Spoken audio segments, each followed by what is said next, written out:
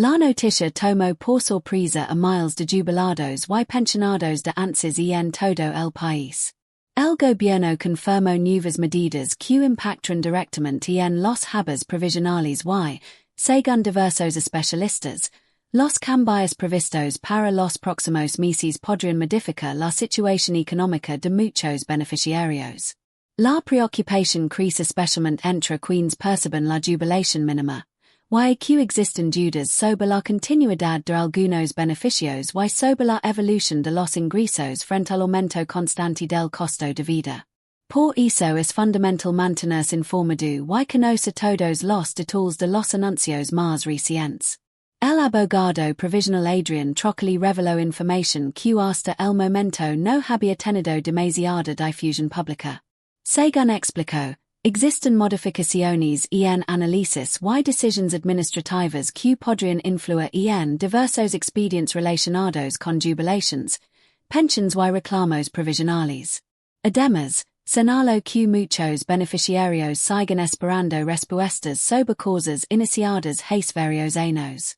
Estas demoras generan incertidumbre entre los adultos mayores, que observan con preocupación como numerosos trámites continúan paralizados mientras las necesidades económicas aumentan cada mes debido a la inflación y al incremento de gastos esenciales.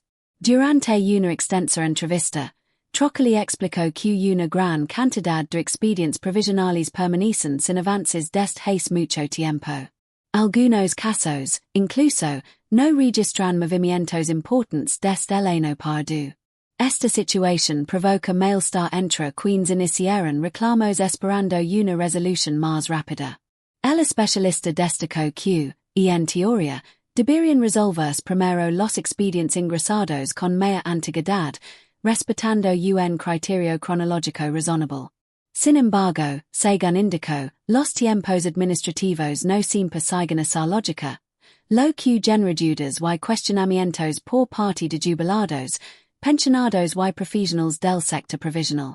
Uno de los temas más mencionados durante la conversación fue la demora en las causas vinculadas con bonos extraordinarios y mecanismos de movilidad jubilatoria. Trocoli explicó que todavía existen expedientes relacionados con decisiones adoptadas en años anteriores que no han obtenido una resolución definitiva.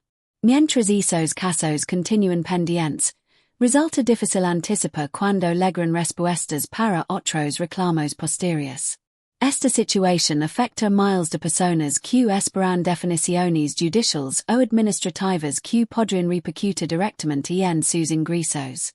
La falta de novedades alimenta la incertidumbre y mantiene la atención puesta sobre los organismos responsables. Otro aspecto que generó debate fue el funcionamiento de los organismos encargados de emitir dictámenes y resolver cuestiones legales relacionadas con el sistema provisional. Durante la entrevista se analizaron las dificultades existentes dentro de algunas dependencias y las consecuencias que estas demoras tienen para los beneficiarios. Los especialistas coincidieron en que la lentitud administrativa termina afectando especialmente a los jubilados, quienes muchas veces necesitan respuestas urgentes.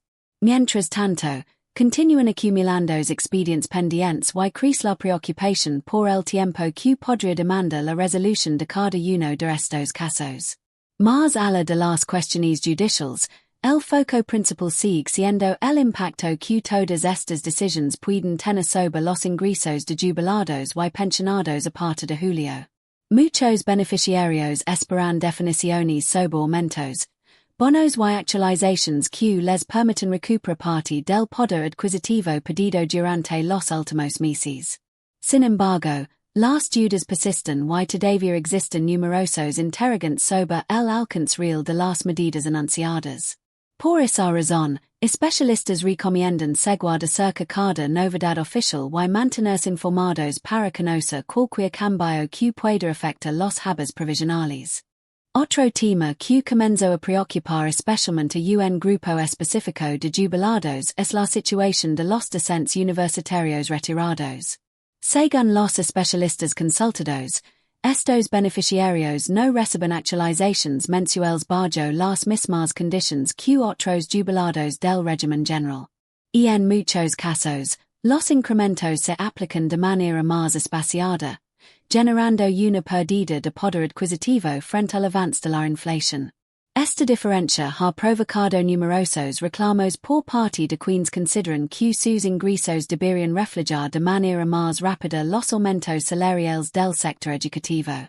La preocupación crece porque la brecha continúa ampliándose con el paso de los meses. Durante el análisis también se destacó que los aumentos percibidos por docentes universitarios jubilados resultaron inferiores a los registrados por otros sectores durante el mismo periodo. Esta situación genera una sensación de desigualdad entre quienes dedicaron décadas a la educación superior y ahora observan cómo sus HABERES evolucionan a un ritmo más lento que el costo de vida. Muchos especialistas consideran que el sistema actual presenta limitaciones que terminan perjudicando a este grupo de beneficiarios. Mientras tanto, las organizaciones representativas continúan reclamando medidas que permitan reducir las diferencias y mejorar la situación económica de miles de jubilados vinculados al ámbito universitario. Además de las cuestiones relacionadas con los HABERES, surgió nuevamente un tema que genera constantes reclamos entre jubilados y pensionados. Los problemas vinculados con la atención médica y las coberturas de salud. Y en los últimos meses se multiplicaron las denuncias de afiliados que aseguran enfrentar mayores gastos para acceder a consultas, estudios y tratamientos. La situación afecta tanto a beneficiarios de PAMI como a personas afiliadas a distintas obras sociales. Muchos jubilados afirman que, pese a haber aportado durante años, hoy deben afrontar costos adicionales que complican seriamente su economía y limitan el acceso a servicios médicos fundamentales.